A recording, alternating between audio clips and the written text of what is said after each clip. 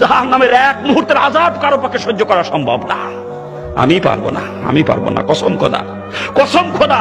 ও জাহান্নাম থেকে বাঁচার জন্য খালি মুসলমান হয়েছে। আমার কোনো কিছুর অভাব ছিল না দুনিয়াতে। আমার বাপ কোটি কোটি টাকার মালিক, এদেশের অন্যতম বড় শিল্পপতি আমার বাপ। আমি যদি চাইতাম যে প্রতি সপ্তাহে গাড়ির মডেল চেঞ্জ করব, আমি তাও পারতাম। আমার ঠেকানোর কেউ ছিল না দুনিয়াতে। এত সম্পদের মালিক আমার বাপ, এত সম্পদ, কোনো কিছুর কমতি ছিল না। আমি ছাত্রলীগের জেলা সেক্রেটারি ছিলাম, ছাত্রলীগের মাগুরা গভর্নমেন্ট কলেজের বিপি ছিলাম। বর্তমান প্রধানমন্ত্রীর এক সময়কার ডান হাত ছিলাম বলতে গেলে আমি।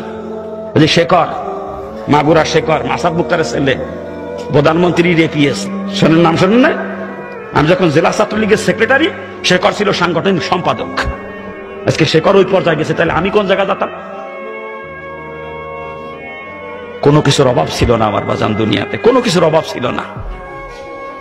কত দাপটওয়ালা মানুষ ছিলাম, কত দাপট ছিল, কিন্তু আল্লাহ পাক হেদায়েত দেবে, তাই এটা আল্লাহর মনসা।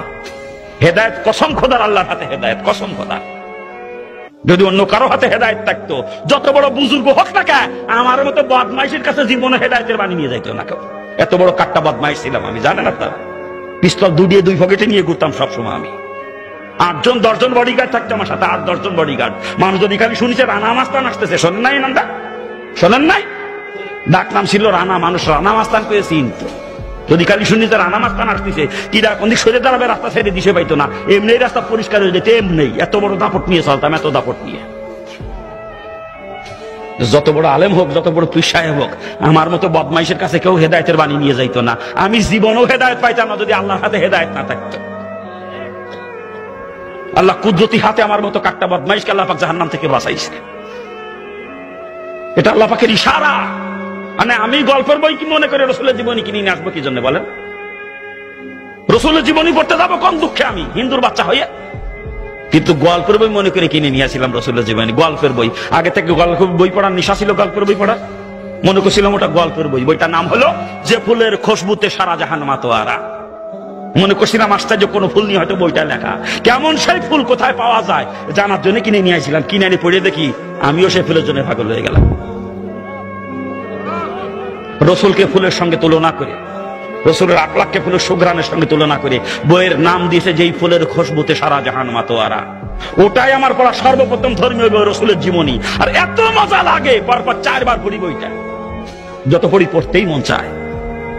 এরপরে ইসলামের দিকে আকৃষ্ট হয়ে যায়। তখন থেকে ইসলামী বই পুস্তক পড়তে শুরু করি। আর ইসলামী বই পুস্তক পড়তে যাইয়ে বিভিন্ন কিতাবে জাহান্নামের যে বিবরণ পড়ছি, ও জাহান্নামের এক মুহূর্তের আযাব কোনো মানুষের পক্ষে সহ্য করা সম্ভব না। আমি পারবো না, আমি পারবো না, কসম খোদার। ও জাহান্নাম থেকে বাঁচার জন্য খালি মুসলমান হয়েছি, কসম খোদার।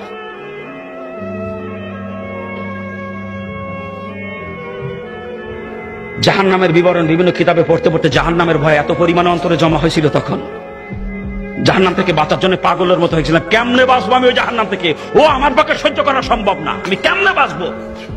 তখন কিসের মা, কিসের বাপ, কিসের আত্মীয় স্বজন, কিসের অর্থ সম্পদ, কিসের নেতৃত্ব কর্তৃত্ব, কোনো কিছু আমাকে ধরে রাখতে পারে নাই। সবকিছু লাথি মারে বের হয়ে চলে আসছে জাহান্নাম থেকে বাঁচার জন্য। শুধুমাত্র জাহান্নাম থেকে বাঁচার জন্য মুসলমান, কসম খোদার। ওই জাহান্নামের এক মুহূর্তের আযাব আমি সহ্য করতে পারবো না। পাও দুইখান ধরে কষি, পাও দুইখান ধরে দুনিয়া ছাড়াই লাগবে। কি দুনিয়া থাকতে পারবেন? কেউ থাকতে পারবেন? কিছু নিয়ে যাইতে পারবেন সাথে করে? ছাড়াই লাগবে, বাধ্যতামূলক। অতএব সময় থাকতে দুনিয়া ছাড়েন। যদি জাহান্নাম থেকে বাঁচতে মন চায়, নিয়ে তো যাইতে পারবেন না, থাকতেও পারবেন না। ফাও মহব্বত অন্তরে নিয়ে কবরে যাবেন আর জাহান্নামের আগুনে পড়বেন। ফাও পড়বেন জাহান্নাম, একেবারে ফাও। দুনিয়ায় থাকতেও পারবেন না, দুনিয়া নিয়েও যাইতে পারবেন না। অন্তরে মহব্বত